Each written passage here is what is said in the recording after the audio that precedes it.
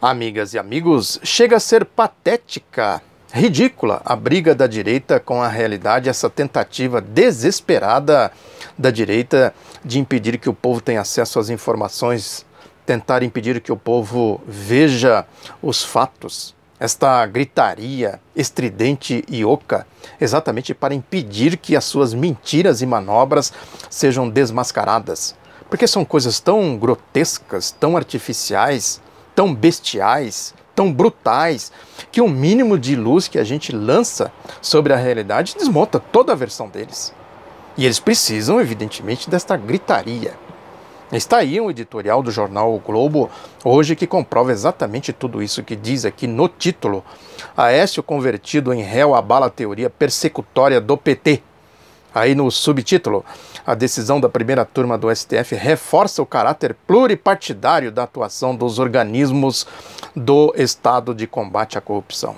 A gente vai ver mais de perto que esta farsa, olha aí como são coisas artificiais, grotescas, né? Coisas sem nenhuma conexão com a realidade. Um sopro que a gente dá desmonta tudo isso aqui. Um castelo de cartas. Diz aqui lá, mais adiante no editorial, por obstrução da justiça, esta acusação contra o Aécio Neves, acolhida por 4 votos a 1, reforça a imagem de independência do Ministério Público e do Judiciário, acusados em discursos políticos de visar apenas ao PT. É isso, né? PT, PT, PT, PT. Até para dizer que eles não perseguem o PT, eles usam PT, PT, PT, PT. Que é isso que eu tenho dito aqui, né? É uma ideia. PT é uma ideia, é um acrônimo. O tal do lulopetismo que eles dizem por aí. Por trás dessa questão de PT, PT, PT, tem a ideia que eu tenho dito aqui: soberania nacional, democracia, progresso social, independência, etc. Povo, direito do povo. Né? O que o povo acumulou e construiu, de patrimônio, de civilidade, as instituições. Tudo isso, quando eles dizem PT, PT, PT... eles estão dizendo, na verdade, sobre tudo isso aí. É tudo que favorece ao povo. Questão de classe, esses dois universos que eu tenho falado aqui, o universo do povo, o universo da elite, da direita. Aí fica PT, PT, PT. Não, nós não perseguimos o PT, não. PT, PT, PT, PT. Não, nós perseguimos corruptos, jamais perseguimos o PT. PT, PT, PT, PT, PT. É uma matraca. Uma metralhadora giratória. PT, PT, PT, PT, PT, PT, PT, PT, PT, PT, PT, PT, PT, PT, pra cá, PT, PT, PT, PT, pra lá. Uma coisa ridícula, patética. Não, jamais, nunca pensamos em perseguir o PT. PT, PT, PT, PT, PT, PT, PT, PT, PT, PT, PT. É assim. É a ideia, é a propaganda ideológica. Né? O recurso midiático fascista, nazista, goebbeliano. Aí diz mais na frente, né, terminando o editorial já, diz: como em outros casos semelhantes, o desafio a ser vencido pelas instituições é não recuar diante de poderosos. Os marinhos não são poderosos, os banqueiros, a turma da bufunfa não são poderosos, a turma da Confederação Nacional da Indústria não é poderosa, a turma da Febraban, dos bancos, não é poderosa. Poderosos são esse pernambucano aí, né, que está lá passando pelas mesmas agruras que passa o povo dos morros cariocas, das periferias, das grandes cidades. O tratamento é o mesmo. Os camponeses que lutam pelos seus direitos, por terra, pela sobrevivência. O tratamento é o mesmo, são baderneiros, né, são marginais, né, são corruptos, no caso agora, desse pernambucano que está lá nas masmorras do Sérgio Moro. Questão de classe, questão ideológica. Esses aí são poderosos. Imagina esses poderosos. Ou aqui o desafio a ser vencido pelas instituições é não recuar diante de poderosos. Esses poderosos aí das periferias, das grandes cidades, dos morros cariocas, do campo, do Nordeste. Vamos enfrentar esses poderosos aqui, né, com os humildes marinho, né, os humildes aí dos bancos, né, da indústria, do comércio, dos grandes comércios, das multinacionais, dos interesses geopolíticos, né, do regime que comanda tudo isso, a máquina que comanda tudo isso. Esses aí são os humildes, e os poderosos são esses miseráveis aí, essa turma toda aí, né, que fica querendo se meter a besta, de querer ser Tiradentes, de querer ser Frei Caneca, de querer ser Alfaiate da Bahia, de ser Felipe dos Santos, etc. Zumbi dos Palmares. Esses aí são poderosos. Cuidado que essa gente é poderosa. É o que está dito aqui. O Merval, na sua coluna, que é o porta-voz dos marinhos. Aécio réu, é duro golpe em todo o PSDB. O partido está sem rumo com denúncia contra o senador. É isso aí, a classe política, olha aí, ó. Classe política, a lógica da Lava Jato. Esse tribunal, eles constituíram esse tribunal. Esse tribunal não nasceu, como eles dizem, não caiu do céu, não chegou pelos fios do Grupo Globo, da TV Globo, da Rede Globo, da Globo News, ou pelo satélite. Essa turma desceu, a turma do céu aí e tal, que é o que eles dizem. O Merval está dizendo aqui, ó, classe política. Aécio Neves, Michel Temer, né, José Serra, essa turma aí é classe política. Né? Tem aqui as instituições que eles criaram, né, contra o povo. Essas instituições, entre aspas, né, que afronta a Constituição, o Estado Democrático de Direito, as instâncias do Poder Judiciário, o Tribunal Moro, o Tribunal Lava Jato. Né? Essas instituições que rasgaram o programa de governo eleito em 2014, que insuflaram os cachorros loucos, aí explicitamente, o Sérgio Moro acabou de dizer isso lá nos Estados Unidos, a marcha dos cachorros loucos. Lógico que junto com os cachorros loucos tinham os incautos, os otários, os desavisados, etc. E tudo. Mas os cabeças são os cachorros loucos, corruptos, até a medula. Até a medula. Esses grupelhos fascistas aí, tal, a Globo, empurrando tudo isso aí. A fraude do impeachment da presidenta Dilma Rousseff, o programa que eles adotaram aí para assaltar o orçamento público, as estatais brasileiras, né, os direitos dos trabalhadores com a reforma trabalhista, e querem porque querem a reforma da Previdência. Tudo isso aí surgiu lá no Tribunal Moro, Tribunal Lava Jato, que eles constituíram, setores corrompidos do Poder Judiciário. Essas são as instituições que eles estão falando aqui. Aí pega essa questão aí, porque eles não sabiam dessa história do Aécio Neves, do José Serra, do Eduardo Cunha, não sabiam o que se passava lá na Petrobras, quem é essa turma, e as delações do Nestor Cerveró, Paulo Roberto Costa, Ike Batista, né, João Santana, eu tenho falado muito disso aqui, Odebrecht, cadê as delações da Odebrecht? Eles não sabiam disso, o relatório do livro que eu acabei de mostrar aqui do Maurício Dias, o relatório do senador José Paulo Bisol, o livro do Aloysio Biondi, O Brasil Privatizado, eles não sabiam de nada disso e agora vão condenar o Aécio, que eles querem, já condenaram, né? Ele virou réu, mas já condenaram. O Globo já condenou, o Grupo Globo. Quem é besta? Quem está dormindo no ponto e pegando bonde errado nessa história toda? É isso, né? É preciso ver as coisas por trás das coisas. Acreditar que eles estão perseguindo Aécio, perseguindo José Serra, perseguindo Eduardo Cunha. Então é acreditar em duende. Acreditar em Coelhinho da Páscoa, em Papai Noel. Questão de classe, questão ideológica. Isso aqui vamos dizer assim, é para aliviar a carga. Esses aí estão atrapalhando aqui a facção do Grupo Globo. Joga eles no mar. Joga fora. Para limpar o caminho e inclusive dar subsídio para esse discurso aí, né? PT, PT, PT, PT, PT, PT, né? Aí compara, né? Tem o José Dirceu, que eles estão ameaçando prendê-lo de novo, mas tem o Aécio Neves. Tem o Lula, que foi preso, mas tem o Paulo Preto, que é dos tucanos aqui ligado ao José Serra, no estado de São Paulo. Olha aí como são as coisas, as manipulações, as mentiras, mentiraiadas. De repente descobriram que tem corrupção no PSDB, que o PSDB também é corrupto. Descobriram por quê? Por qual motivo? E quem descobriu? A Lava Jato, o Grupo Globo. Eles descobriram.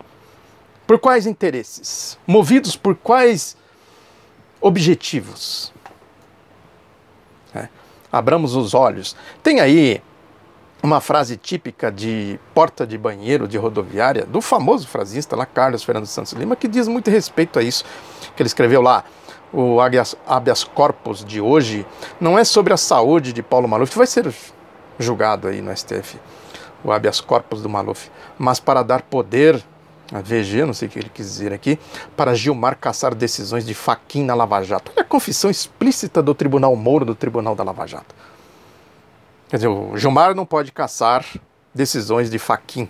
Eles podem caçar, né, decisões da Constituição, do Código de Processo Penal, dos eleitores que elegeram os constituintes de 1988, que elegeram o programa de governo de 2014. Qual é o sentido de tudo isso aqui? Sentido de classe. Né? Não é para ver o que diz a Constituição, o Código de Processo Penal, né? Não é isso. É para caçar as decisões de Fachin. Frase de porta de banheiro de rodoviária. E tem um outro caso aí de um deles lá, um procurador, né, chamado Ataíde Ribeiro Costa, que fez uma palestra em Belo Horizonte, elogiado pelo Deltan Dallagnol, que ele diz, está escrito lá, que o Deltan Dallagnol publicou que ele teria dito, entre aspas, o que se vê hoje é uma tentativa de estancar a sangria, sufocando as investigações de operações como a Lava Jato. Serve como exemplo o pacote das 10 medidas contra a corrupção que, na calada da noite, foi deturpado pela Câmara dos Deputados. Tal ação achincalha a independência do Poder Judiciário e do Ministério Público. Independência do Ministério Público, do Poder Judiciário, independência do quê? Só se for independência do povo, da Constituição, o Tribunal Moro, o Tribunal Lava Jato. E ficam falando, não, nós recuperamos 570 e não sei quantos milhões, né, para os cofres públicos. Isso que eu falei, só em Maringá, a conta atualizada, dizem que chega a 1 bilhão, só em Maringá. E eles ficam falando de cofres públicos, eles têm uma fixação por cofre público. Não sei o que explica isso, não sei se tem alguma explicação freudiana nisso, não sei se é algo freudiano. Cofre público, ou se são outros interesses. Esse Ataíde estava lá dando palestra em Belo Horizonte. Eu tenho dito aqui, é impressionante como essa gente faz palestras, vende livros, palestra aqui, palestra ali, Sérgio Moro, palestra na APAI de Maringá, aula na PUC do Rio Grande do Sul, palestra nos Estados Unidos, todo mês ele está lá dando palestra. É uma coisa estranhíssima isso. Só isso basta para a gente, para desmascarar a farsa, a artificialidade, né, de todas essas bestialidades que eles andam praticando por aí. Bestialidades, brutalidades, como é o caso da prisão do ex-presidente Lula, condenado pelo Tribunal Moro em julgamento sumário. O julgamento dele, repito, não foi analisado em segunda instância, terceira instância, quarta instância, como diz aí a procuradora da República, Raquel Dodge. Não analisaram o mérito. Está aí o caso lá, né, o pessoal aí do Guilherme Boulos, né, do MTST, que foi lá ocupar o triplex do Guarujá. Mostraram lá farsa, mentira, filmaram e tudo mais.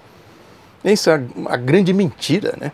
E aí o Estadão fez um ataque violento ao Guilherme Boulos. Violento, típico, né, dessa gritaria, né, dessa rataria pretoriana midiática, essa gritaria estridente oca. Parece xingamento de boteco. Parece que alguém que enche a cara e fica na calçada gritando lá, falando, discursando. É a mesma coisa, diz aqui o título do editorial, molecagem lulopetista, no subtítulo, o baderneiro Guilherme Boulos mandou comparsas do MTST ocuparem o triplex que Lula da Silva ganhou como propina da OS. Julgou, condenou, né, e gritou. Olha aí. Se isso não é coisa de gente que atua totalmente à margem da civilidade. Não tem civilidade nenhuma nisso aqui. Gritaria, xingamentos, né? É isso, é aquela história que eu sempre digo aqui, as facções dentro do espectro. É importante a gente analisar, tem o espectro da Lava Jato e tem as facções. A briga aí de facções, né? A briga contra Aécio Neves, contra Michel Temer, contra José Serra. José Serra anda meio escondidinho e logo vai sobrar para ele. Podem anotar aí. Eduardo Cunha, a mesma coisa. Fizeram lá a estridência, deixaram ele lá até ele ligar a ignição do golpe, depois prenderam ele para dizer, ó, é o Tribunal Lava Jato. Desde o começo isso ficou evidente. Eu comento isso aqui, não é de hoje. Há mais de 2 anos que eu tenho falado disso. Que eles estavam montando um tribunal fascista de exceção, um estado de exceção dentro do Estado Democrático de Direito, um parasita que vai destruindo o Estado Democrático de Direito, vai se alimentando do Estado Democrático de Direito para se impor, parasita, tipo de parasita. Aí aparecem como o que está limpando ali tudo, tal, mas na verdade ele está parasitando, está corroendo tudo. Tenho falado isso aqui, enfim, não é de hoje, né? É importante a gente atentar para essas coisas, né? Tem aí, por exemplo, a mídia andou divulgando um estudo que foi feito aí sobre a teia de corrupção. É isso que eu estou dizendo aqui, né? a corrupção de verdade e a corrupção fictícia, né, a abstração e tal, né, que foi aí quem participou dessa pesquisa, aquele tal de Luiz Alves, que é pós-doutorando do Instituto de Ciências Matemáticas e de Computação da USP, em São Carlos, aquele que foi um dos pesquisadores do Mecanismo, esse filme aí da Lava Jato, da fraude do José Padilha, esse aí que chamou os partidos de quadrilha, que tem falado dele aqui. Né, são quadrilhas, segundo ele, e tudo mais, e agora não explica quem financiou o seriado, né, quem fez o roteiro, por que ele fez aquelas mentiras, licença poética é a linguagem de vigarista, se fosse em outras circunstâncias, poderia dizer, não, licença, eu faço do jeito que eu quero e tal, agora, neste ambiente, na circunstância em que foi feito, né, e aí o tal do Luiz Alves, eu não sei por que ele chega em 1987 e diz que antes de 1987 não tem como pesquisar. Poderia ter corrupção, mas não tem como pesquisar. Eu não sei por quê. Eu pesquiso, aqui ó, pesquiso, estou fazendo outros trabalhos, né, de pesquisa, está tudo lá. E ele vem com essa, olha aí, como é patético, a briga deles, né, com a realidade, como é patética, né, que aí ele diz aqui que foram mapeados 404 nomes entre políticos, empresários, funcionários públicos, doleiros e laranjas de pessoas envolvidas em 65 escândalos de corrupção entre 87 e 2014. Agora lá não tem marinho, não tem banqueiro, não tem o esquema da Mossack Fonseca, né, o esquema aí da CPI, né, dessa CPI aí, que descobriu os grandes conglomerados envolvidos em lavagem de dinheiro, evasão de divisas, não tem a privataria tucana, não tem o Caixa 2, não tem esses escândalos, não, esses escândalos são outros escândalos. A seletividade, a abstração para enganar trouxas, para empurrar a goela abaixo de otário, né? É exatamente isso. Tem aí um professor da Fundação de Direito da Getúlio Vargas, professor da Fundação Getúlio Vargas, né, de Direito do Rio, né, que ele fez um artigo aí no Consultor Jurídico, muito interessante, e ele termina com uma questão muito importante, né, que resume tudo isso que eu estou dizendo aqui, que ele diz aqui, salvo se demonstrada a necessidade da prisão do ex-presidente Lula, tanto a lei quanto a própria jurisprudência do STF admite que ele fique em liberdade, seja por meio do pagamento de fiança, seja mediante a imposição de outra medida cautelar. Então, pergunta-se, por que Lula está preso? Por quê? Porque ele foi condenado pelo Tribunal da Lava Jato. Só isso. Muito obrigado pela atenção. Divulgue o Outro Lado da Notícia. Um abraço, até a próxima.